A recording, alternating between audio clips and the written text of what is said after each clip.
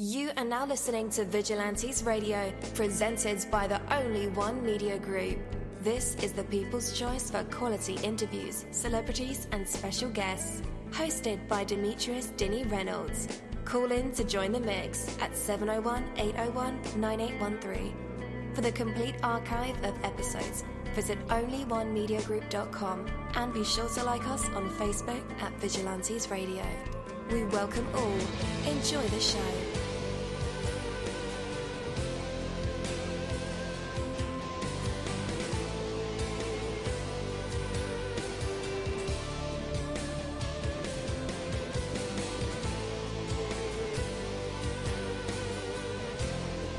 Ladies and gentlemen, please welcome your host, Demetrius Houdini Black Reynolds. Enjoy the show. Yo, there are 28,000 of you guys on the line with us today. Oh my goodness, we are going to break the internet, but that's okay because we can house all of you guys here, so no worries about that. All right, guys, take a look around you. You are your own person. You are also a product of your environment. Your thoughts, your actions, your attitude, your ambition are largely dependent on the people and situations that surround you. Look at your home, your yard, your desk, the physical things that surround you. Are they well maintained, neat, and clean? Or are they messy and in despair? If you want to get your life focused, a good place to start is with keeping your things in order. If you're constantly surrounded by a mess, then it is difficult to stay on track, believe me. Look at the people that you associate with. What do they have you thinking? Where do they have you going? What do they have you reading? Oh yeah, that's a good one. What do they have you becoming? You need to put yourself around people who will reinforce the goals you have set for yourself. People who will challenge you to be your best, not people who will let you get by with being mediocre. Seeking out the people and situations that you aspire to and associate yourself with them. Be aware that your environment has a subtle and powerful influence on you. Make sure that you surround yourself with that positive influence. Take it from dini-mussolini. You're live in the mix. Let's get this started.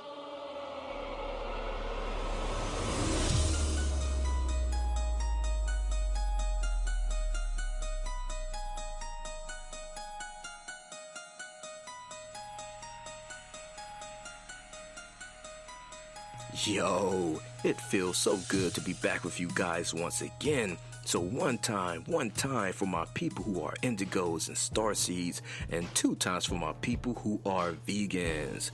We are averaging over 34,000 plus listeners, and we've been at this for 3 solid years. I appreciate all you guys who've been rocking with the kid on this journey, and we're still growing, baby. It is all because of you, most definitely. We are the people who have dedicated their lives to music, spirituality, business, literature, art, movies, and research in every aspect. And we want to allow you an opportunity to tell your story. Man, we've had celebrities on the show, from Grammy Award-winning artists, nominees, to actors, comedians, CEOs, technology geniuses, visual artists, from authors to professors and aliens. Or people who think they're aliens. It doesn't matter who you are or where you come from. Come on our show and talk to me. So check it out. To book an interview or just to share a real cool story, email me at vradio@onlyonemediagroup.com. I'm passionate about what I do, just as passionate about what you do, and together, yes, together, we can get your voice heard by the people who should hear it. So let's create something incredible. And with that, hello out there, and welcome to another episode of our podcast, Vigilantes Radio. Thank you again, as always, for tuning in and being a part of our audience family.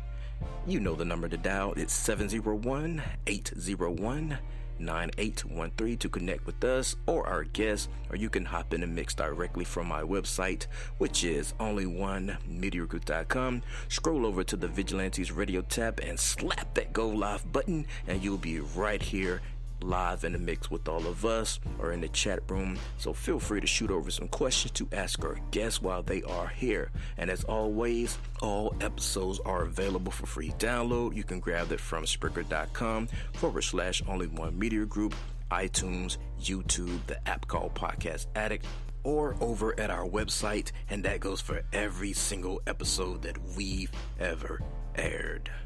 Well, I don't want to keep you guys waiting any longer. No, because I know you guys are not here for me. You have to be here for our special guest of the afternoon. It is afternoon, right? Yeah, it is definitely afternoon. For some it's still morning. And so let's go ahead and jump into this thing, shall we? Well, you know, Vigilantes Radio, our interviews go beyond the music, the art, the movies, the books, the businesses, the aspirations, and to the minds of the people who create it. Yeah. Well, today's episode is the Boss Champs interview, and I'm definitely your host, dini-mussolini. Boss Champs, thank you, man, for taking some time to be here and talking with us. I got a lot of questions, but we're here. We're gonna get pretty serious right here off the drop here, my friend. Man. Yeah, definitely. So how are you doing? First and foremost, how are you doing, and how's the weather in Cali? Oh man, I'm bossing, brother, man, and the weather is golden. You know, you can't really be mad at it. It's California weather, you know, it's consistent. Definitely. How about yourself? Man, I am doing great. The weather is, our weather is bipolar here. I'm here in the South of Mississippi, and it doesn't know what it wants to do. One day it's raining, then next day is very muggy and hot, and then next day it's kind of cool. So it gives you variety. Yeah, it does. Nice, right? Yep. I don't even know if I should pack up my winter clothes. You never know. I respect that. Definitely. All right, man. So yeah, we're gonna get serious right off the drop here. And we like stories on Vigilantes Radio. So what's your story? You can go back as far as you like, but yeah, please tell us your humble beginnings. Well, deep in a dark wooden forest, long time ago, there was one man, in one time, in one moment. Now, I guess just to set the mood, man, my story, really, you know, for some of those that's not familiar, musically, you know, I started in film, in entertainment initially, so, you know, doing acting and some modeling and some comedy, writing initially, you know, that's what I worked on the most. That's probably my best skill set, my best asset. Yeah, and I was working on a film, a $16 million budget film leading up to music, actually. It was a film project that was the writer of the film Ray, starring Jamie Foxx, and, you know, that went on to do what it did successfully, had a script, the script that actually preceded the Ray film. But this script actually led to him doing that film, or getting that film. And so, you know, years after that film, of course, you know, the script somehow, you know, landed in my hands, and I was able to just naturally, you know, I'm a storyteller as I'm telling a story now. And, you know, when the story, you know, found its way to myself, I couldn't help but reading it, and then just naturally just giving my views of how the story would be better. It was literally like, almost like that simple. it wasn't necessarily like it was given to me to actually do. It was just, I read it. The guy's already an acclaimed screenwriter, but hey, I saw whatever I thought could make the story better. I let those things be known, and shortly after then, I was part of the process in, trying to produce this film. And to give some context, before it got to me, I think it was recently recently worked on or passed on by, I think, Universal Studios, and then before that, or after that was, what's the guy name? Morgan Freeman. He had also recently passed on that project, and the writer was James O. White, may he rest in peace. He passed, a year ago, and yeah, I was just working on that project, day and night, for months, so basically writing on the project made, brought a lot of, how would you say, interest into it, and then some of my other abilities started, coming into play. So, I was initially acting and focusing on acting at the time. This was around 2011. And yeah, so just focusing on the acting and stuff at the time, and so I was going to, do some acting in the project. Also, I was helping to, get the financing done on the project, so meaning I was a producer in the film world. That's part of a producer's job, and so acting, writing, producing. And then lastly, around the time I think I was kind of messing around with music, but I wasn't really like pushing it, And they heard,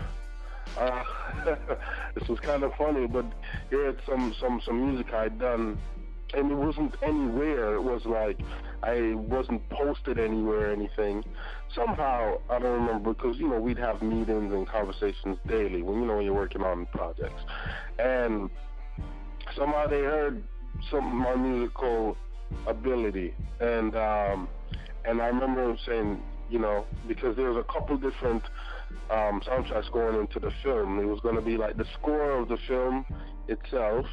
Then it was there were flashback scenes in the film to like the 70s, so there's going to be music from that era, that, mostly like soul and funk and that kind of stuff, because it was a 70s flashbacks. And then there was like a newer generation in the film with more modern music, which was going to be hip hop. So since, me being the younger one on this project, he was and having some musical interests or musical abilities, was like, hey, you should, like a music supervisor. So working on, getting some music for the original soundtrack. So it's like, okay. So if you're keeping count, that's about like 4 acts right there on this, super young and, first, big project thing like that. And about less than a week left before production, and a lot of the things started, falling off. Not a lot of things, but there was just different things going. When people ask me, what happened? It's easier to just say Hollywood happened. For every production that makes it, there's countless others that doesn't, for a variety of reasons, So just seeing anything make it to a screen, or make it to, whether it's the big screen or the small screen, is a great feat in itself. And especially something like this was taking years to even come to fruition anyway. So, yeah, a couple, less than a week going into production. So our production in Louisiana. It was going to be part shot in Louisiana, San Francisco, and France. So, the project got shelved with like about a week left before it going into production. Man, I remember that time too. It was It was going to be November 2nd, so it was like just after Halloween weekend. And basically, with that, it was a great learning experience in this regard. You know, if this film wasn't going to be produced, then, you know, there's not going to be any acting credit in a film that's not produced, you know, so there's no acting going to be for that. And if it's not produced, there's no producer credit if it's not produced, because, you know, and the writing, since I wasn't the original, you know, I wasn't the writer of the original screenplay. I had, you know, the additions later, but the initial project would revert back to the original writer. So my writing would be inadmissible, you know, to the project if it's not being produced. So that means acting credit goes, writing credit goes, producing credit goes, right? Because it's not actually produced. So the one thing that they couldn't take away was the original music I created for the project. The original music I created, I have control of that. And that was like my aha moment. You know what I mean? Even though I love storytelling in all its forms, when it comes to film and stuff like that, there's so many people, hundreds of people need to be on the same page to get, you know, something done. You know, but with music, I literally only need a handful of people to bring that to fruition, you know?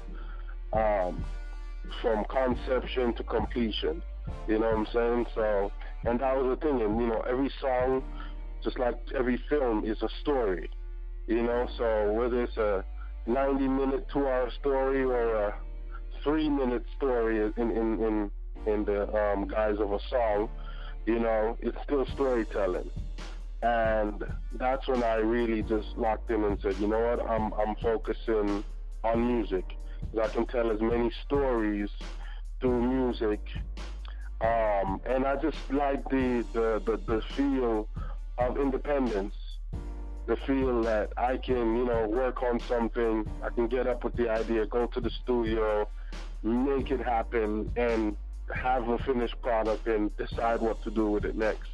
Instead of, you know, working away at something for months or years, in some people's experience, and it not make it to the finish line, whether it's reasons of your own or otherwise, you know? And I'm just that person, and I like having control. I like being in control of my own destiny, as you can say, or my own situation. I like knowing, you know, our time here is limited. You know what I mean? Our time in this space that we share with each other on this earth and this plane is limited. And, you know, I just want to do as much with that time that I can as possible.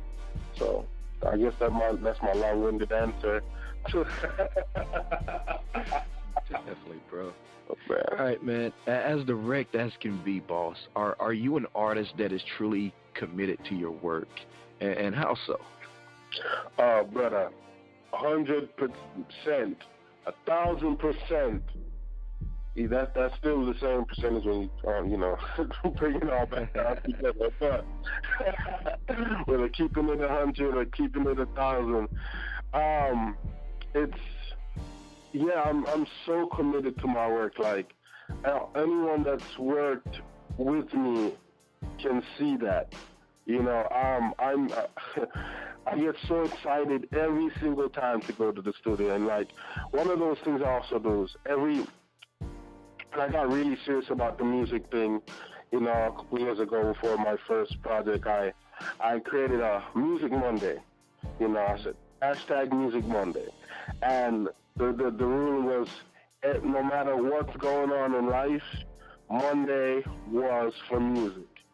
And especially the studio at the time. So I couldn't afford to be in the studio every single day, but I could be in the studio at least once a week. And I made sure that once a week counted. And I never missed a studio session in the last at least 3 years now. You know, Wow. a session that I was booked for, I've never missed a session. I haven't been habitually late, nothing like, maybe a couple minutes here and there, but I always go extra in the studio. I exceed everyone else's energy in the studio. I'm locked in. I'm also very different in the studios compared to other artists. I don't include anyone in the studio that's not working in some capacity. So I don't have, hang-arounds in the studio. I don't have groupies. I don't have girls. I don't have distractions. People that's just there. Everyone that's there has a purpose. So, and that's what. I don't drink, don't smoke, don't drugs. So imagine being so high, but so sober. Yeah. It sounds like a contradiction, and that's me. I get high on my own supply. My supply of energy and passion and music is what drives it. Like, I'm energetic. It doesn't matter. At 4 in the morning, I'm still going like it's 4 in the afternoon when everybody else is tapping out. And I don't take anything extra. No, I don't even drink coffee. Wow. How do you get by? Well, you're high off your own supply, your life, your energy. I am, brother. I've got 2 hours of sleep before I had to do this.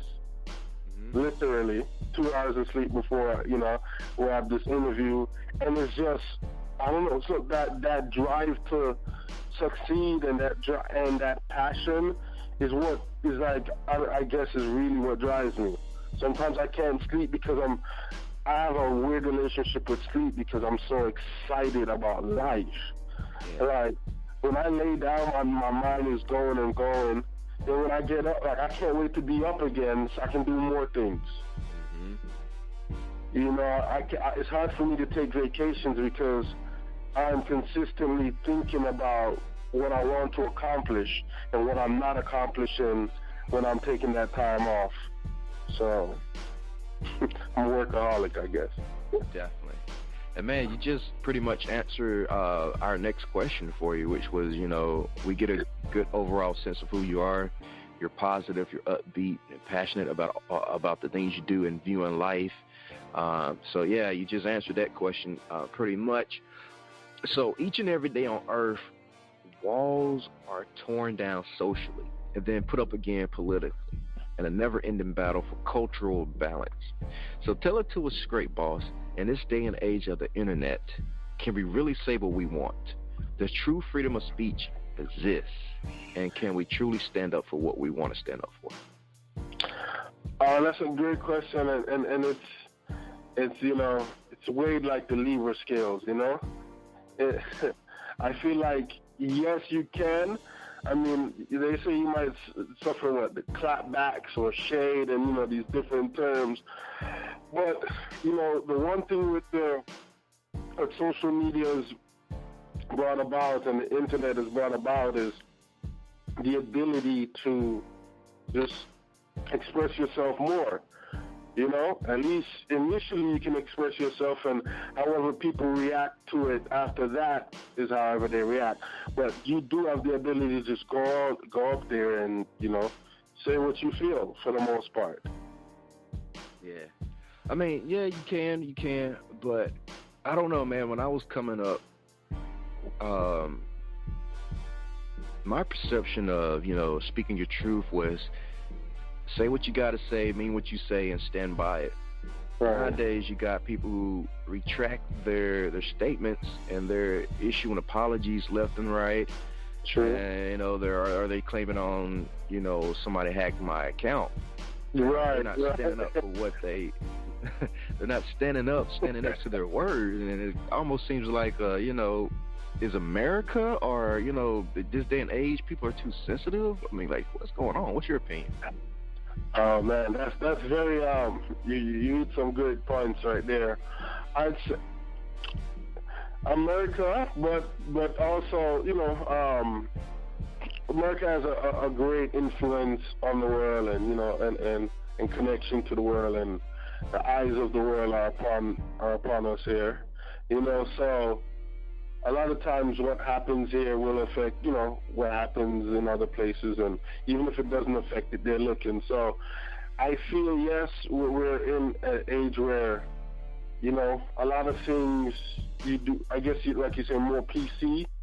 It can be a lot more PC sometimes, you know, politically correct, and in trying to not offend, you know, different groups and stuff like that, not offend this and not offend that. And I literally actually went through that with this conversation with my sister a couple weeks ago. It was for the last song for the album. It was like a bonus song for the EP. And, you know, how, and she was saying something about, you know, some lines I had in there about my upbringing, my relationship with my mother. And the thing was, you know, she was like, oh, you know, it might be perceived as this, and my ex-girl as well also had like a interesting point to say about it, like how it might be perceived, you know, like it wasn't very politically correct how it might come across, because it didn't come off like just sugar-coated or whatever. It just came off in my way. And, you know, sometimes you have a shorter, you know, with music, like you have a couple lines or bars to say something. You know what I mean? You can't tell the whole story sometimes in those 8, 16, 4 bars, whatever your bar counts are, you know? Mm-hmm. And so it was so short, it was what I was saying. And I had, I said to my sister, I said back to her, like, the thing is, I quoted, I said that Tupac said one of the most crazy and strong and bold statements in one, when he said, even though you was a crack fiend mama, you always was my black queen mama. You know what I mean? In those two lines back to back, he revealed something deep and dark, or, you know, or something that could be offensive or taken a certain way, you know what I mean, about his mom or his family or his upbringing. And then, but then in the very next sentence, he then, you know, he exalts her, you know what I mean? He props her up and celebrates her. And I said, sometimes you really just have to live in your truth. Because and this is what I learned from, you know, acting per se, is like your vulnerability sometimes is what brings people, is often what brings people closer to you. That's true. As artists, we're doing what fans and what people listen to us for, or watch us for, watch the movies, read the books, and so forth, is because we're able to convey certain emotions and say certain things that they can't find themselves saying or doing in their daily lives. So they watch us and listen to us and cry, or watch us cry in a situation, and they can't do that in their daily life. Like, they wouldn't be able to say that in a song, or say that in public, or have that play out in their life, but they see it play out in a scene that you've created. So, and I think if artists, from an artist standpoint, we still have to be able to say the things that people don't say, or maybe afraid to say, because that's true artistry. And you're not, I always say there's over 8 billion people on this planet. We can't please them all. And you'll connect with who you connect with, and you won't with who you won't. Your show might be a great show, but it may not connect with everyone, but hey, it doesn't need to. It'll connect with who needs to connect with. Definitely. So, what are the subjects we find on this EP of yours, and does it appeal to all? The EP is called Caribbean-Casanova. Yes, sir. So yeah, the EP Caribbean-Casanova, does it appeal to all? I've heard that it appeals to, you know, a lot of people, that it can appeal to a lot of people. I try to stay away from words like all, you know, things that are too all-encompassing. as I use all to then describe that as well. But, you know, all, if it appeals to whoever it connects with, it connects with, you know what I mean? But the way I create music, I don't really, it's a lot of it is love. You know, when it comes down to it, all of it really, every song really is love. And, you know, that can connect with pretty much everyone on this planet. Love, you know? And that's the foundation of every song on this EP is love, you know? And there's one song called Tough Road that's on there, and that one's very, you know, motivational, you know, and you know, it's a lot about, you know, loving yourself and regardless of the road and the route that you're on, you know, regardless of what else is happening around you, you know, loving yourself and how to push through on these tough roads, you know. So as far as, you know, it appealing to all, I think those are things that appeal to almost everyone, no matter the person with great means and the people with lesser means, and that those means can be financially or otherwise, emotionally, or, you know, or how they feel spiritually and whatnot. The thing is, everyone has those moments where they feel less. The richest man has his moments where he feels inferior to something else or someone else. Right. So I definitely feel that a lot of people can connect. And the way I create music as well, I don't really curse in my music. Dope. I feel like I have a very vast vocabulary, and sometimes I can speak as effective in finding other words too. So this one especially, there's no explicit content sticker needed for it. But you know, a lot of times people will say, man, they never noticed, like, man, I didn't notice that was a thing. A lot of times it's just me pointing it out, because, you know, you're so used to it that sometimes even when you're talking, you know, highly charged things, you don't always, people are so used to what that, hearing that, or those words, or a certain way of speaking that, you know, that it doesn't, that it's normal. And I'm not saying it's wrong or anything, it's just my choice. Just like me choosing to not consume certain things, you know, is my choice. I have an affinity for words, and I love being able to find different ways of saying things and getting my point across. And I remember, you know, being in the car with my mother, and, you know, she's not going to want to hear certain things, you know what I mean? So I want people to be able to listen to it with their mom, their pa, whoever, and just be confident in what they're listening to and in what they're singing about, and just love and just share that with everyone without hesitation. Yeah. Definitely, man. Definitely. So, give us some insight into this experience with your EP, Caribbean-Casanova. We want to know all the details of the actual project, the ins and outs of the writing and recording, the features, if you have any, the production. And, you know, was the experience positive or negative overall? Well, perception is the word positive and negative. So my perceptions always tend to lead more positive, and it was definitely a very positive experience overall with everything involved. And features, not a lot of features, literally one feature. And me personally,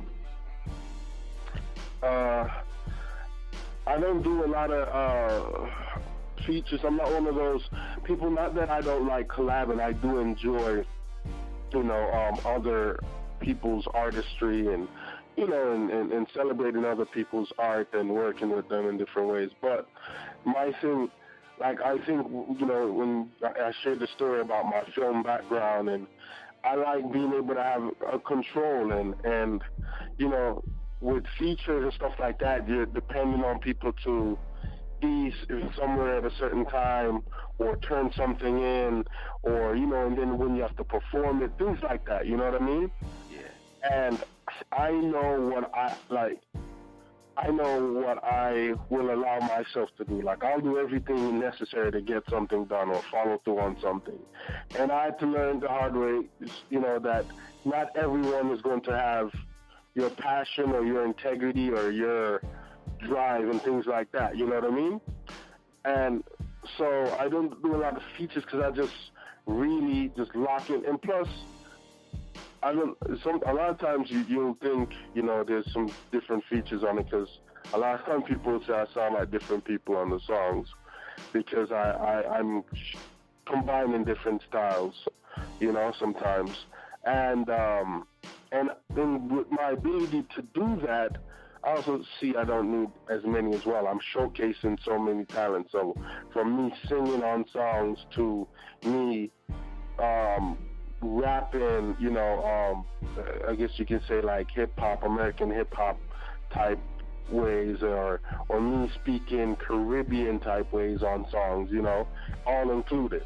Where I didn't need to I didn't go get a singer, then go get a rapper, and go get a Caribbean, DJ or whatever to do it. I basically, did each of those characters, you know what I mean? And that's something that was very telling, very positive, very eye-opening, really bringing that all together, like, wow, you really did all of that. Right. So that's going to be very eye-opening to some, and equally well. Like when I'm in a certain mode, like they each sound well. It's not like, okay, this one took a step back, or like when I'm American rapping, hip-hop rapping, you cannot tell, there's no accent, it sounds very American. But when I go Caribbean, I'm fully Caribbean, where my people won't second guess. It's not someone trying to be something else, you know what I mean? These are all very equal parts of me. These are all parts of me, and that's something I think separates me from a lot of artists, is I can cross over and be equally natural and give that quality in each side. So I figured, man, since I can do that, let me put it all together and be that. So that's what you'll get with this album, or EP. And what's your relationship with the city of Los Angeles itself? How much support is there right now where you're living, and are there lots of opportunities locally to have your musical skills placed on display or get that live exposure that you need? Man, so Los Angeles is B.O.S.S Angeles for me. And the B.O.S.S thing is really an acronym. Being original sparks success. That's what the B.O.S.S thing, and that's why as many times as I can, I use I have it abbreviated. So it's not about bravado. It's not about calling yourself a boss and just, boosting your ego. It's really about, sparking success, and it's reminding you to, keep it, being original. There's a lot of beings, I'm going to give you a quick one. A lot of beings are being other beings when being the being you're meant to be is worth being. Whoa. Love it. Thank you, brother. And so with that, with the place, with Los Angeles, oh my God, I feel like it's such a beautiful place. There's so many people from so many places. There's so much diversity here. There's so much culture here. Caribbean culture, Asian culture. It's the diaspora. It's just, great. So you can interact with different people, My engineer is Armenian. The guy that's, working on a lot of the music. It's Armenian, and the one feature on the album is the Ukrainian, and it's Wow. Yeah, and you're like, what? And this is reggae, like produced and engineered by an Armenian, and like, yeah, and that's some of the beauties of LA. And as far as opportunity, when they say America is the land of opportunity, I can agree with that, and I can say LA is the capital of that land of opportunity. Like there's so much opportunity in LA,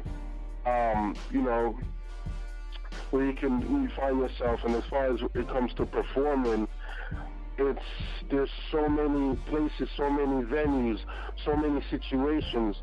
There's never a bland day in LA. There's always something to do, something you can find yourself doing. So, and I found myself even just performing more so in the Caribbean related areas, Caribbean related venues and stuff like that.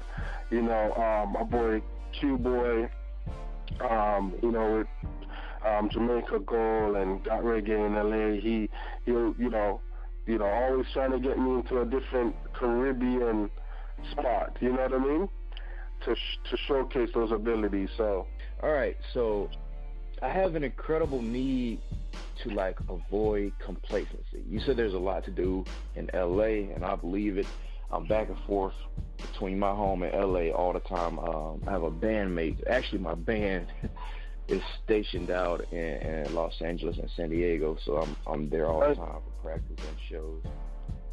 Okay. And definitely. All right, man. So the idea of settling into anything remotely comfortable to me nearly suggests creative stagnation.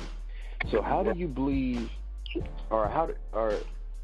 do you believe the same? And if so, tell me why this is such an important element of you and your career. Oh man, that's a great question. That's something I definitely am focused on, and it goes back to the acronym being original spark success. Sparking success and to keep being something. Being original. Original sometimes is to keep originating. And the opposite of complacency. You know what I mean? And like you were saying, artistically stagnant. You said something along those lines. Try not to get in that space, and that's what, I constantly try to do. And this project itself, that shows it more than anything else, really. Like, I'm so proud of what I've accomplished with it. And I've said some crazy stuff to my folks, man. I said, look, man, with even my engineer, my team, my family, I said, with this project, I could pass and I got them on and be happy with what I was able to put together, what I was able to do. I'm that happy and I'm proud of what was done, but at the same time, I already have song names and everything for the next project. Yeah. So at one point you're like, okay, you can pass on knowing that you've done like your best work to date. Yeah, but I'm not complacent enough where I'm saying I'm done with it. I know I already have the next one and the next one after that. I already ideas for it. You know what I mean? Ideas for songs, the concepts, and all those things. And getting complacent sometimes, it kills growth. And whenever you find yourself in a situation where it's too comfortable, and I sacrifice things, even relationships. I remember I was in a relationship and it was great, very loving, and that was one of those things that I had said, and whether I was right or not, time will tell. But it was so comfortable, and I got so comfortable with certain things, and I just didn't feel like I was myself constantly pushing the envelope and trying to change things and move things, And sometimes I'm envious of those that can be content, because I don't know that feeling. It's why I don't sleep like the normal people. Like, I don't have a natural relationship with sleep. You know what I mean? Like, I'm good with 4 hours of sleep. Like, there's just so much I want to do and accomplish with the day, and sometimes I'd love to know that feeling of just being content, but I know it's not a part of my makeup. And if you want to accomplish anything great, like, really great, what I've seen with great people and great things is you're just constantly defying. Or like the Defiant ones, the project, you're just constantly defying, complacent, and normal and regular, and you're just constantly pushing. So yeah, so keep pushing, man. Being original sparks success. Keep originating. Definitely. So what usually happens for you when you step outside of your comfort zone? When you step out of your comfort zone, you end up making a song like Mi-wan-u, which is the first single from the EP, which is just majority singing, just singing. Come from doing a lot more of my hip hop stuff before on the other projects, or rapping more on the other projects, and just the first single from the new project, just singing. You know what I mean? And it's the reactions have been amazing. A lot of compliments. I love your voice, this and that, and like that's been something that was great. And even some of the songs being like more pop, or one of the guys that books me at some of these clubs and venues out here is like, wants to push me as the Caribbean pop artist. When before you were seeing yourself, I was seeing myself, okay, I'm hip hop, I'm reggae, but pop, it wasn't something I saw myself. I didn't see myself in that space.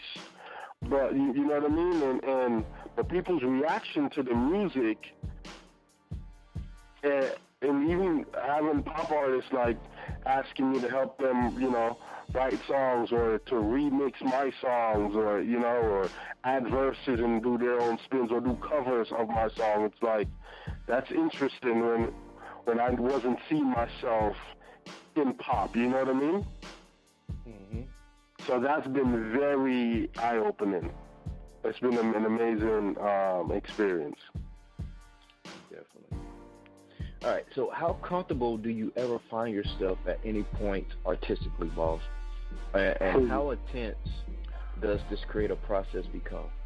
Oh man, brother, don't open this can. Do not open this can. My engineer will tell you. My executive producer, Vigma, will tell you. My engineer, Wix Music, will tell you. Man, I will go over, I will stop, I will hold up the process, like a word, every detail that might be minute to you or to someone, an ad-lib or a little echo in the background that overall many people won't notice or even care about, I care about, brother. It's like that quality assurance. Like, I do so much quality assurance until I can completely, I have to say to myself, and this is one of those things I say to myself, like, if I can pass and be okay with that product, then it's good. It's good to go. If I didn't have another chance, I may sound morbid in some of these things, but, I take life for what it is. I know the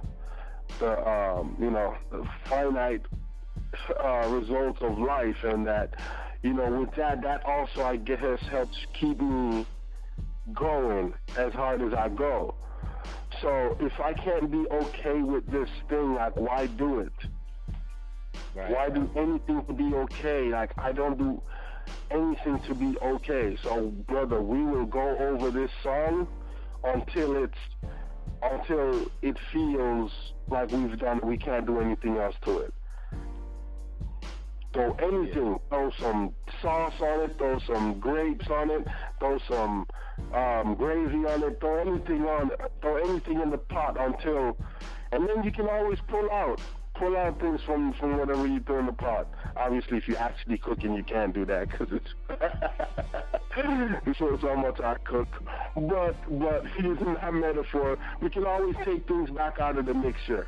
You know what I mean? Yes. Until we get the right combination. And that's kind of our recording process, you know. And my engineer, Wicks, he has a similar. He's very, when it comes to actual the production, he's very on it like that. So that's why we work well together. And he'll with the production, he'll go over like with a fine-tooth comb till he's 100% content with it, or you know, and I'll go over anything lyrically with a fine-tooth comb, and then you know, Big Mo, he acts as like the executive producer in there. He's the listening for all of it, you know, and if it's not cool with him, if it doesn't sound sonically all together or anything off, you know. So we all are very much like that. So imagine you have 3 people in there. We're all like, I don't know. I mean, we're very, you know, we make decisions, but we're very meticulous in making sure the sound is something we can all be proud of. Right, yeah. I could dig that. Yeah, definitely. All right, man.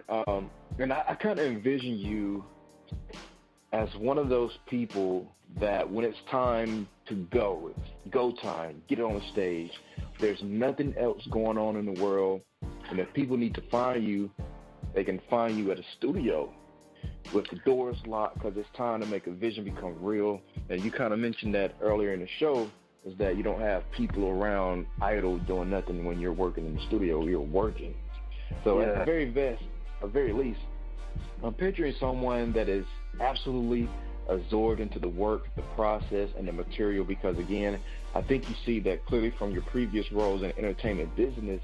You've clearly taken your time with it. So give us an idea about how much time and how is it spent in creating and making your visions come to life. Like how long was the process of creating the Caribbean-Casanova EP? Okay, great question.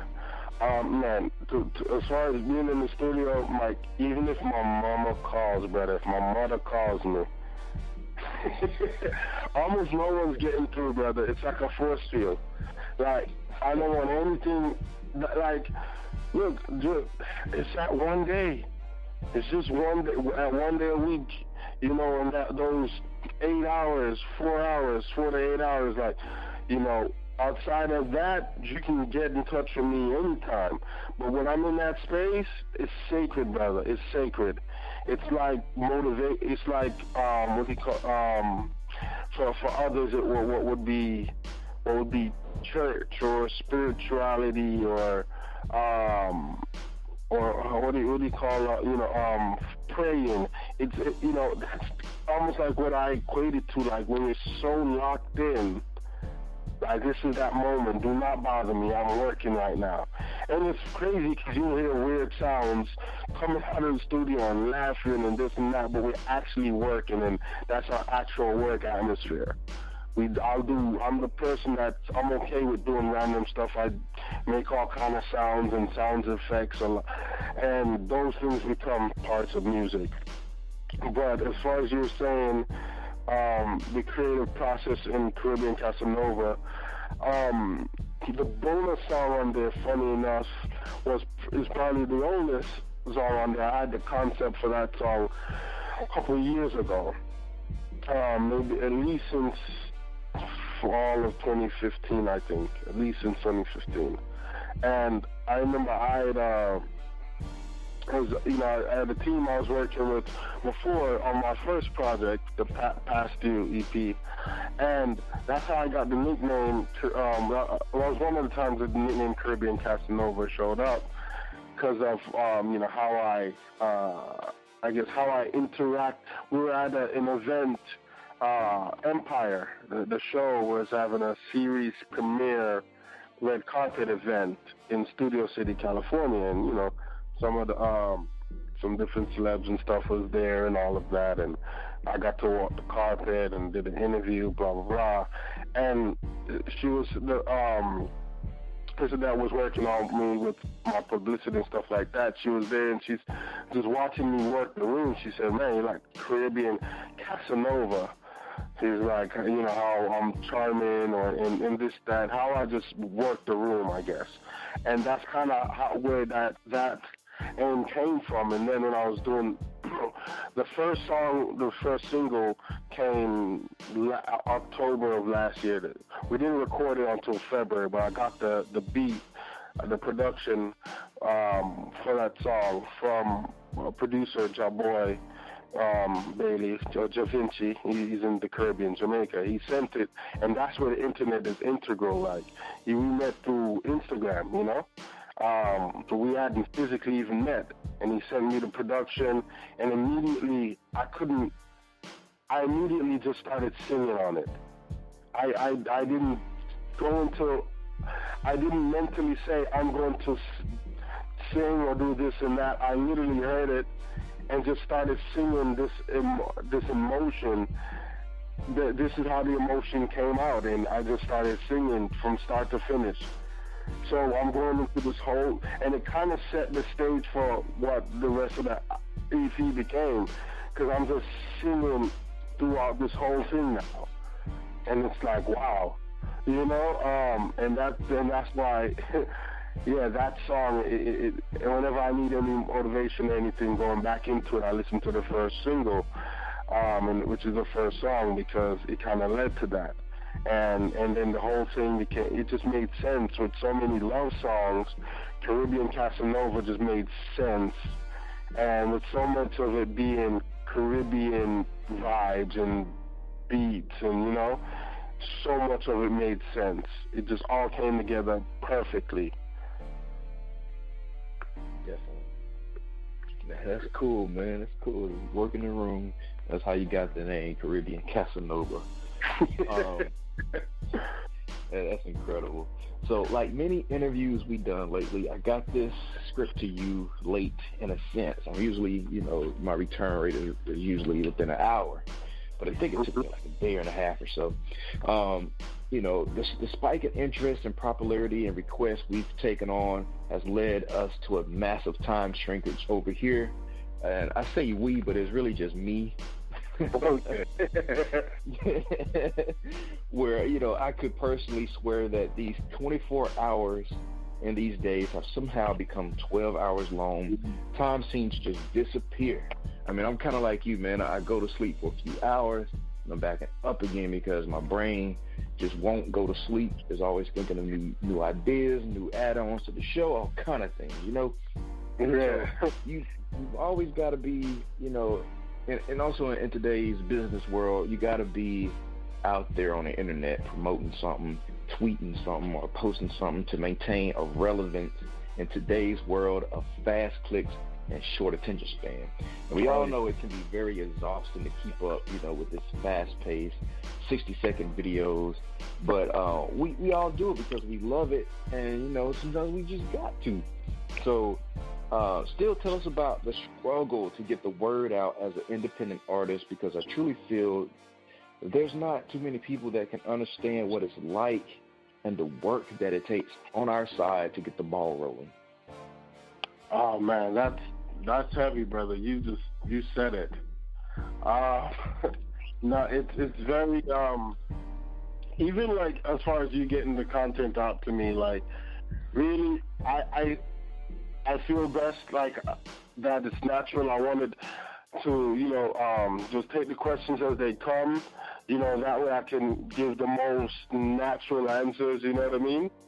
And not feel like I'm cheating anyone. You know what I mean? Like, look, boom, I'm in the moment, I'm present. And that's sometimes the best things you can do in life is be present, you know? And that's also, I think, one of those things that with the short attention span and stuff that we might say about this current generation is that's kind of what they're about. It's like everything being present, being live. Right now, being present. And if anything, like we'll probably take from it later on is that's part of what this generation is about being present. So in not posting online, in not posting every day, you're not being present. You know what I mean? And the thing is I've equated this, and we've made this joke, if a tree, the old saying, if a tree falls in the forest and no one's around, did it fall? And it's like, if something happened but it wasn't posted, did it happen? If this interview wasn't posted, did it occur? If if that name happened, if I walked some red carpet and did some interview but no one heard or saw it, or did it happen? So it's about being present and then presenting the present. You know what I mean? Yes, sir. And that's what so I make sure I'm constantly, and it took me a while to adapt to it, I'll be honest, because sometimes I can be kind of private. I'm very social. I'm more social offline sometimes than I may seem to be online. But I've learned to cultivate that and to really direct that energy to it. I learned, these little quick sayings help keep me in check sometimes. So I know if I'm not presenting things, and you know what helps, like you're saying, as far as it being tough for an independent artist, it can be extremely tough, excruciating. You're doing so much of everything, whether I'm just on a song itself, I'm singing, I'm rapping, I'm DJing, and then I'm promoting it, I'm designing the covers, I'm writing the treatment for the videos, I'm creating my own posts and posting them, I found ways like, look, if I have to post every day, I have to keep people interested, so I had to teach myself how to, use these different tools to design and edit and make the posts something you want to see and click on every day, and you make it where people want to interact with you. And so producers will send me songs from London or from the Caribbean or from wherever, from Netherlands, you know what I mean? Because it's, okay, I like what you're presenting. They like what I've presented on my page or whatever, and, and they want to connect with that. And that's what it's about, man. And it really, that first single, I don't know if it would have been what it was if it wasn't for social media. If it wasn't for Instagram. That's literally how this guy connected with me. And then another technical advancement, another app, WhatsApp, is literally how we would communicate. And he's always, hey man, what's going on with this song? Always checking up on it, even though he's not in the sessions, in the recording and this and that. He made sure he made sure I was constantly reminded about this song. He wasn't going to let it out of his grasp and out of his sights. And that taught, it teaches you a lot when you see that, Yeah. And you're seeing that things can happen a lot in this, sometimes harder to take yourself away from the social media and the thing, once it really gets going. But if you want to be truly independent, these things, these tools give you the ability to connect with all the people you need to connect with. No more gatekeepers. You are the gate. Yes. Yes.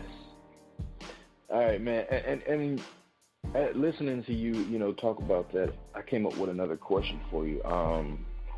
Do you feel like having, to involve social media into the overall picture of our craft, does it take away, sometimes from the music? Because you have to think of campaigns, when to push that, when is the best time to post this. Oh, I got to make this look good. Oh, how would they react to it?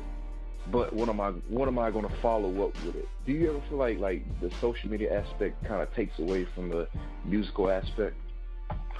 I can respect that, but also I feel like it's a business, like it's music business, so it's music and then the business. Just like the show business, it's the show and the business behind the show. You know what I mean? And there are some pieces I had created to help myself understand it and figure it out. There's production. That's preparing it and everything. Preparing the songs, being in the studio and all of that. Then there's packaging. There's production. There's packaging. There's performing. For packaging involves, how it looks and things like that, cover art and all of that. There's performing when you actually have to take the product. The production is now the song and everything is now a product, an actual product in a business sense. Now you have to actually package that product. So it's like I created a pie or created some invention, a new wheel. Now I have to package that wheel. Now I have to, take the wheel out and show people how the wheel actually performs. You know what I mean? Then I actually have to promote it, because if people don't know about this wheel, then this wheel doesn't exist to them, and this wheel can't affect their lives in a positive way or not, whether it's reducing emissions or miles per gallon and whatever, the reducing accidents. If we're not promoting it, then it's not going to be able to do what it needs to do. And the last thing, profit. When we do all the other P's, we get to profit. You know what I mean? And if we want to get there, we all want to be rewarded or at least compensated for our time. Whether whether it's creating art or working at a soup kitchen or a hospital or whatever. We all need to live. And we all choose the things that we do in order to help us live. Because I had a great line in one of the songs, Tough Road. Are you working to live or living to work? Sometimes not knowing the difference makes us go berserk, something like that. And that's the thing. So we have to do all these things, and the social media is involved in helping us promote it in order to get to that profitability. And in order to just share that with the world. I can share this with there's people in Thailand, Singapore, and places I haven't been, that comment on things. If years ago, brother, sometimes I'm like, man, but years ago, we'd have to physically have those albums and those projects in Thailand, in Singapore, for them to interact with it. Or be broadcast, or have the big machine broadcasting us in Thailand, in Singapore, for those people to connect. You know what I mean? But because of social media, they can connect with us immediately. You can be in a fan base anywhere and everywhere without leaving your home. And some people, some of the reliable, consistent people that are posting on things, I've never met, never performed to them live, and they use my hashtags, they know my words, whether it's Boston or Being Original Spark Success or whatever, and they quote it in things that I've never met them. I've never even met the producer of the single that's gonna blow up. I've never actually met him. And that's the power of social media. Yeah, it is. Wow. All right. So, how important is it for you to have your personal image tied to your musical creations, or are they all one and the same? That's a good question. and that sometimes comes with, the packaging presentation. Me personally, when social media started making more sense for me, is when I made it more about, what I'm working on. When it's not just, hey, posting my meal or whatever, or, just the, random arbitrary things. It's just posting things that tie into my artistry. You know what I mean? Then it gave me a greater purpose to post, and I made little days. Constant reminder. Music Monday, hashtag Music Monday.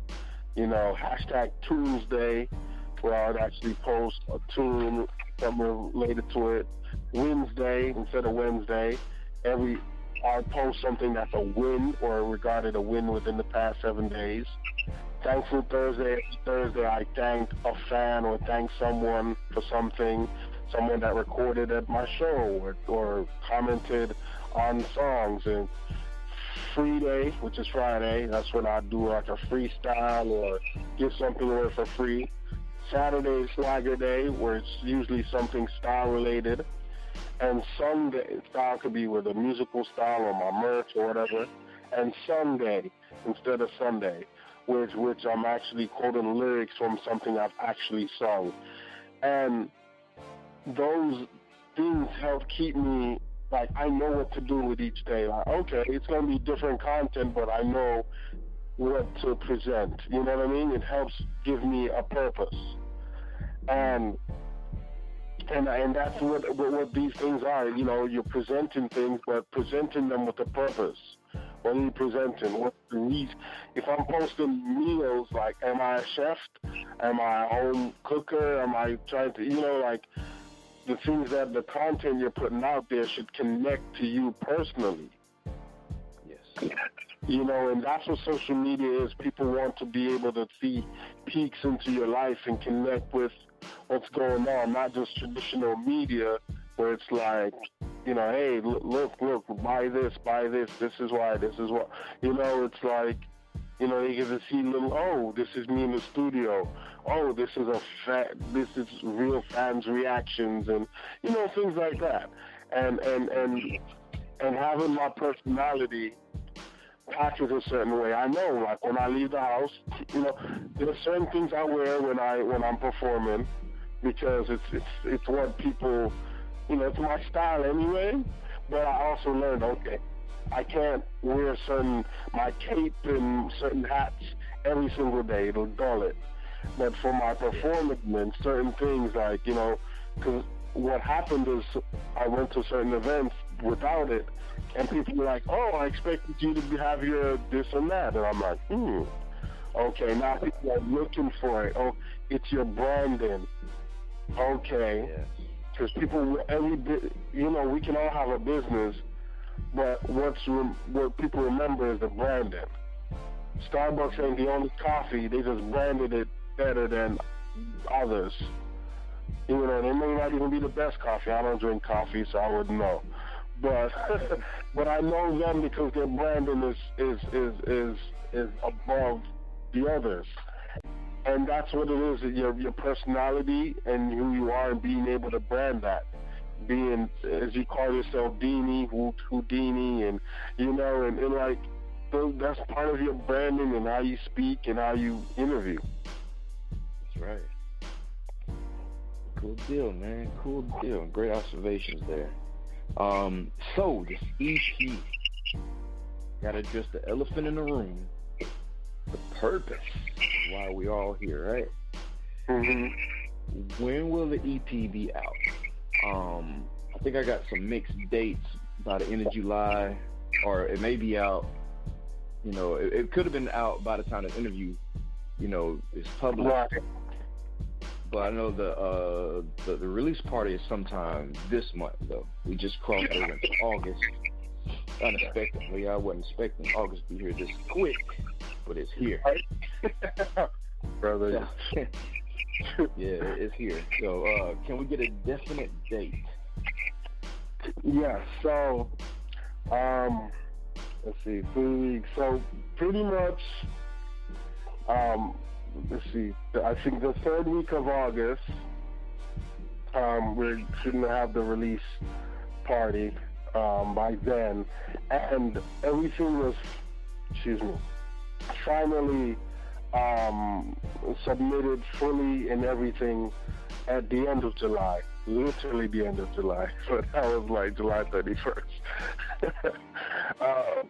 So because I was like, you know what, I still need to, because that's what the press release said, and I need to keep in line with that. So when the song actually, when the project actually hits all the stores, because each store displays the projects at different times. Make sense? Yeah. So iTunes may have it sooner than Spotify, than Pandora, than iHeartRadio, than, you know, Amazon, and etc. So, you know, there's some stores that'll have it sooner, but by the 3rd week, it should be everywhere. Cool deal. So so if you want, go ahead. Oh, go ahead. I was gonna say iTunes usually the first to get it out. Yeah, in the first like 2 days or something like that. So on iTunes, you'll probably be able to find it right now on iTunes. So and then for others that use other formats or other platforms or stores, whatever you want to call them, you'll be able to get them. Have the projects, you know, within the next 2 or 3 weeks. So stay in touch with whatever platforms you're using. But right now on iTunes, it's available. Cool deal. And about this release party, is it invites only, or can anyone pull up? Pull up, bro. Pull up. Anybody can pull up, man. I'm a very all-inclusive kind of person and personality, so, you know, yeah, man, it's open to the public. At least that's my personality, you know. It's open to the public. You know, there will be, you know, invites, but I also want people to be able to come and still have a good time, and we're going to see. I might even actually perform as well.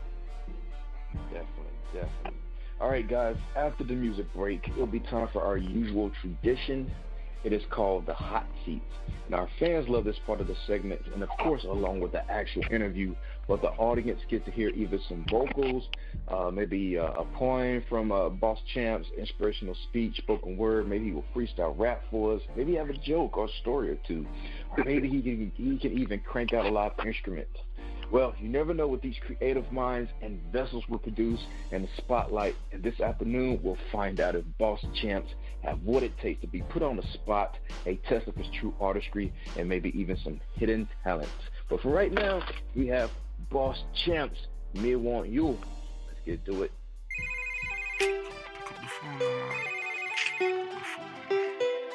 Hello? Hello? Yeah, man, let me tell you. Me want you, me want you, me want you, want you. Me want you, but me I want you. Me want you, me I want you, me I want you, want you. Me I want you, but me want you. From the moment we soulmate, are you and me want. You are me soulmate, are you and me flan. My emotions, I fall in love rather easy. So love don't play with my love, don't tease me. Me want you, me want you, me want you, want you. Me want you, but me I want you. Me want you, me I want you, me I want you, want you. Me I want you, but me want you. You're tired on fire, me love your physique. Love your physique. My woman crush every day and I day week. Every day of the week. Wednesday, Thursday, Friday, Saturday. Sunday, Monday, Tuesday for you, babe. Me want you, me want you, me want you, want you. Me want you, but me I want you. Me want you, me I want you.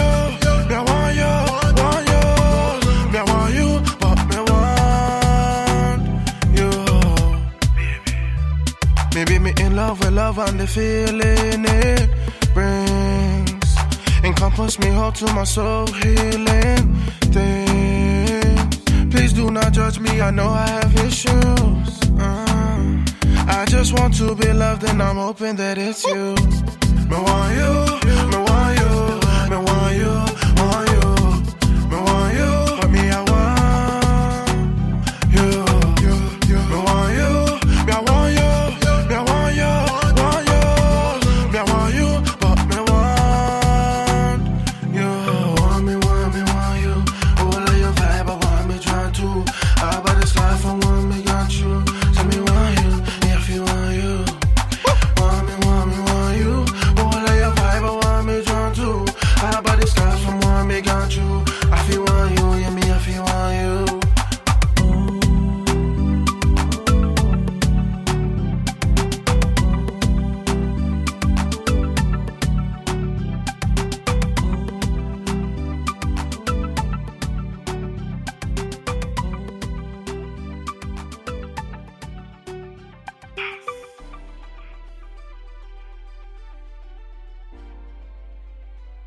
All right, and we are back again. That was Boss Chance with his song Mi-wan-u.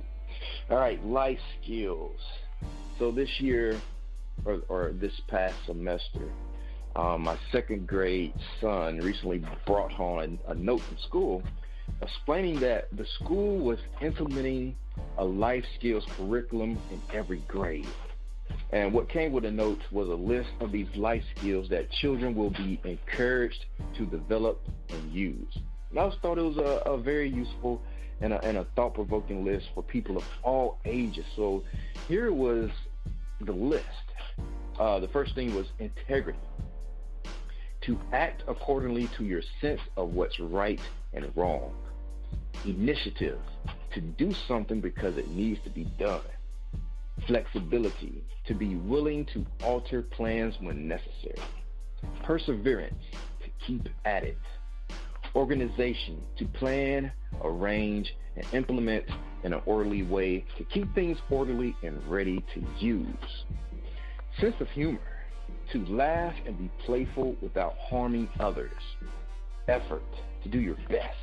Common sense, to use good judgment. Problem solving, to create solutions to difficult situations and everyday problems. Responsibility, to respond when appropriate, to be accountable for your actions. Patience, to wait calmly for someone or something.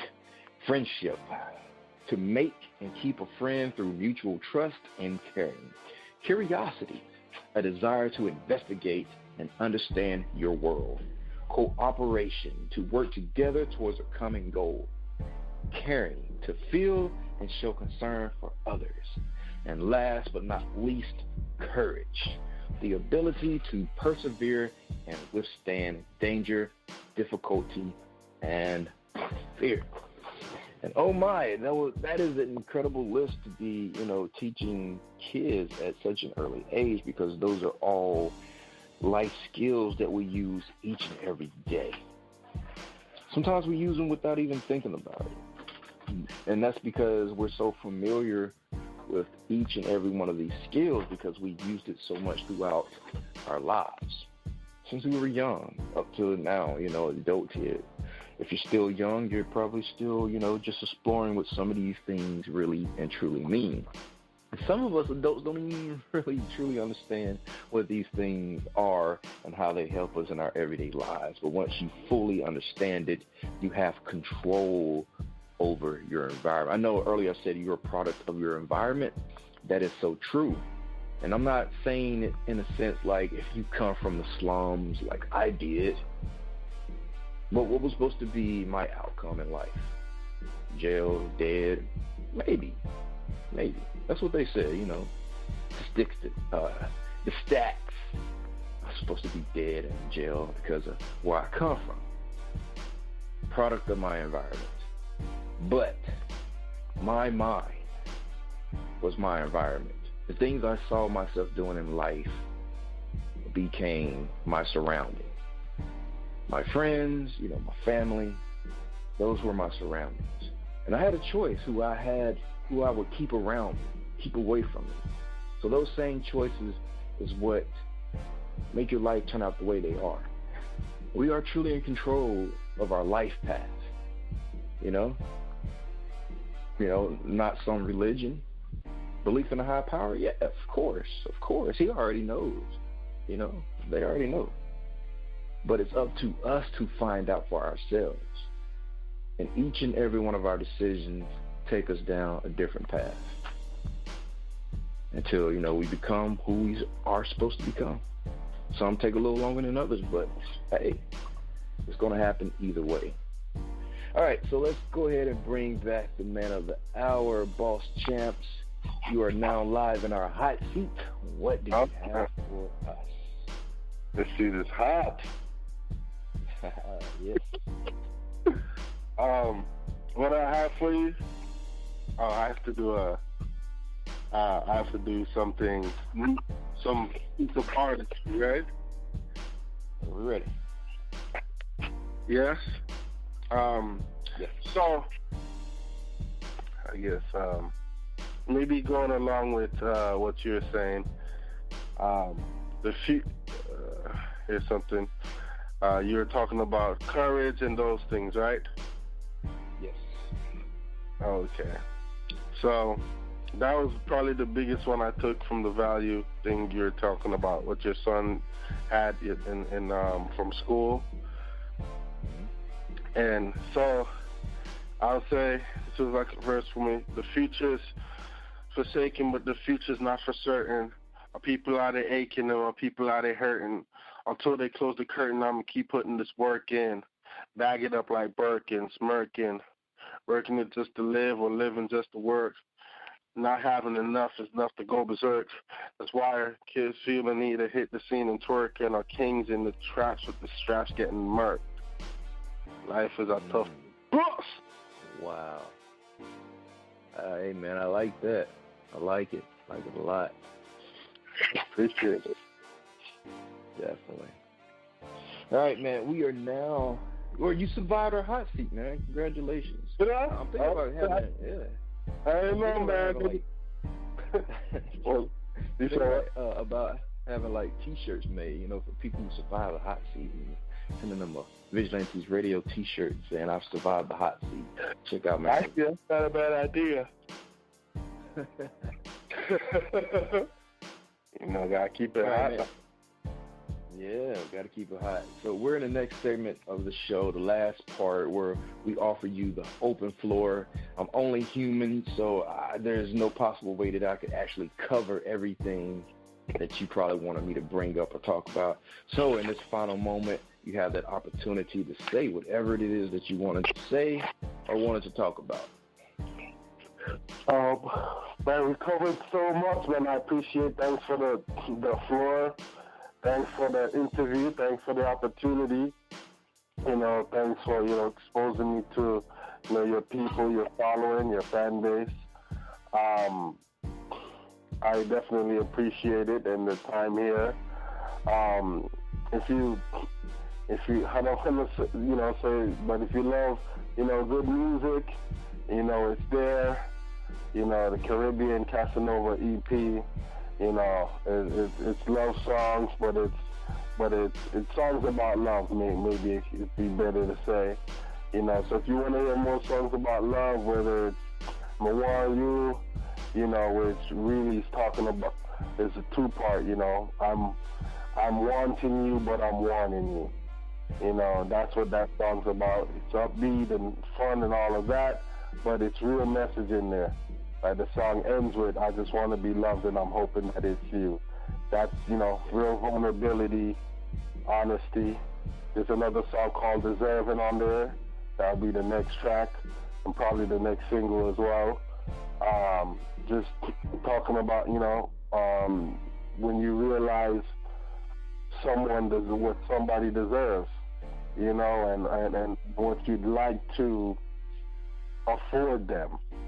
And then the next track after that will be Panya, which translates to on you.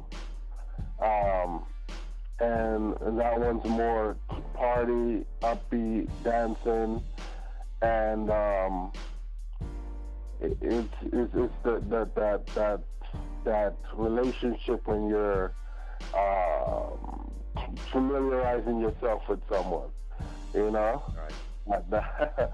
And then the next track would be Follow Love, where it literally starts out with, you know, are you following love or is love following you, basically? You know, and the back and forth between love and with you know, between people, you know, whether they're fleeing love or feeling love, you know. The next track would be Tough Road, and you know, that's just talking about the roads of life that we deal with, that we're on, and you know, how we you know, how we traverse those roads, you know, how we get through it, you know. That's what Tough Road's all about, you know. It said the ends would carry on till you're gone, so you know, it's a tough road. And then the last song, Milan My Love, or Milan, translates to I Love My Land, or My Land. Basically, it's literally like a love song, but to you and your country. Right. So whether that's an American, whether that's a Barbadian, a Trinidadian, a Jamaican, you know, whoever, you know, that love that you have, that patriotism, as some would call it, you know. So they're love songs, but they all explore love in different ways. It's not, nothing's too linear as far as love. It all brings things in the mind, and that's why I try to create music with depth. Nothing's as simple as I want you, you know? Yeah. It's like I want you because this, and that, but there's some things between it, and that's what that single is about, and why it's so meaningful, why it meant so much. You know, it started, the beat already had a phone call in it. Not a phone call, but it already had the phones ringing. And it reminded me of a phone call, a conversation I had with a young lady. I was talking to her around that time. And, you know, and she was questioning, you know, if I loved her, you know, basically. And the song is me calling her back and then telling her how I feel. Like, you know, wanting you, but I must warn you, because I don't love on the surface, I love deep. Yeah. So if I'm across this line, if I'm going to say those words, this is where it's going to go. This is how I feel beneath it all. So that's some stuff I think, you know, just giving you a little more depth about the projects and the song. And, you know, that's really, I guess, mainly what I'd like to cover. So wherever you guys consume your music, iTunes, Spotify, Google Play, Amazon, SoundCloud, you know, you'll be able to find me. You know, on my social media, at BossChamps ENT, B.O.S.S, CHAMPS, ENT, as in short for entertainment. That's across, I have the same handle across all the social medias. So whether you Snapchat me, Facebook, Instagram, Twitter, YouTube, you know, I try to keep things consistent. So, you know, you can contact me with, you know, however you feel, and, you know, whatever these songs mean to you and whatever I can do for you as well. You know, you'll be able to contact me in that regard. So, yeah, I just want people to really go out, not just because I made this music, but it's really, man, I'm trying to do things to make an impact and to make things make sense. You know, and what I've said with people, I say it like this. When it comes to that single, if you feel you know anyone that could relate to that or needs to hear that or would like to hear that, share it. Share and spark success. You know, and not share it because I want you to listen, but share it because, you know, it matters. It's a different perspective to wanting someone. And why we really want someone. And the songs will have you, all these songs will have you thinking over things. A young lady, I don't want to get long-winded, but a young lady heard the Deserving song, and I saw in that moment how that song affected someone. Like, I didn't know she absorbed the song as if it was her. And she said, yeah, I do deserve it. And I'm like, what? And just being able to see people react in real time sometimes to these songs, that's been the amazing thing. That I'm literally been touching people more than I ever have before. Literally, they're touched. Like, watching her, like, how she wasn't even talking to me. She was talking to the song while she's listening. And just when it's like she had that moment or a breakthrough or like feeling of self-worth, like, yes, I do deserve it. Like, I do deserve love, and I do deserve all the things that come with it. And those are the things that you're gonna explore, but you're gonna dance while you're learning, while you connecting. You go and dance and love every moment of it. So this is the finest. I'm willing to go out there on a limb and say this is one of the best. Usually before I didn't see myself because I'm so humble being one of these artists, but I just can't lie. Maybe I didn't hit that moment yet where you know this is quality product. You gonna play this with your mom, your grandparents, your granddaughter, your kids. You can play it around any and everyone. Your church folk, any and everyone. You're gonna be able to connect with it. It's one of the best compilations of music you will ever come in contact with. And lyricism is on point. Words mean everything, and every single word is there for a reason. And the last thing I'll leave you on is, a lot of the things I may say in patois that's how we speak in Jamaican. That's where I'm originally from.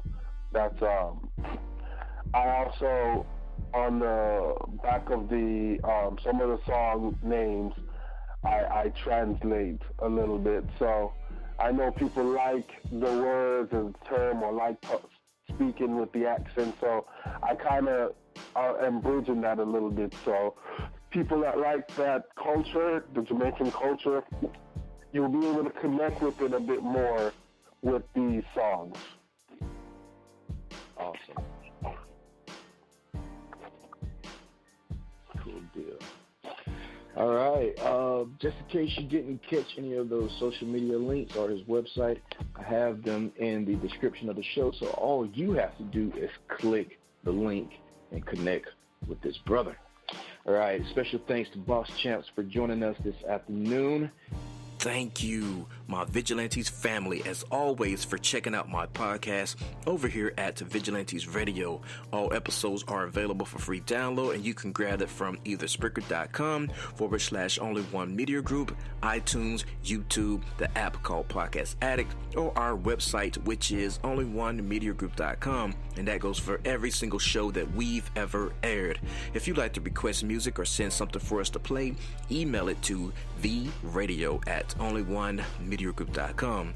Here's my disclaimer. We are genre-free, we do not judge, and we absolutely do not base our opinions on hearsay but facts alone. And actually, you can scratch all of that because all of my opinions are always right. That's the bottom line. This is my show, something you got to deal with. Nah, just kidding. On behalf of myself, Dini-Mussolini, I appreciate you guys for tuning in either afterwards or live with us. Spread the word because sharing is caring. And also special thanks to our guests for joining us. We stepped up our game just for you guys and our guests to make sure you have the best experience here on our show. Be sure to connect with us on Facebook, Twitter, Instagram, YouTube, Tumblr.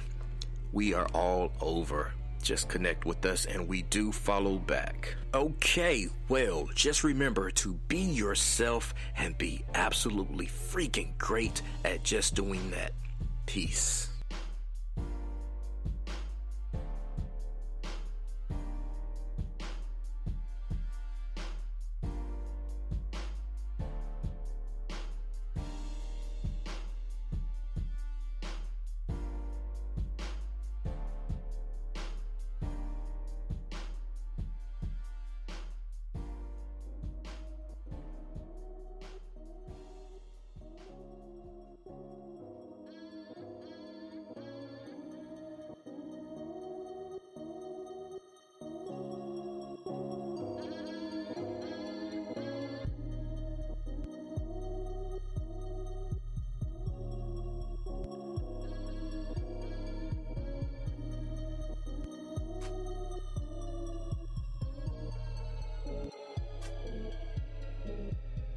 You are now listening to Vigilantes Radio, the people's choice for quality interviews, art, music, and hot topics. Hosted by Demetrius Houdini Black Reynolds of the duo No Longer the Hero. All episodes of this podcast are available for free download at www.onlyonemediagroup.com. This is a Seventh Sign Regime Rebirth Worldwide Syndicate exclusive.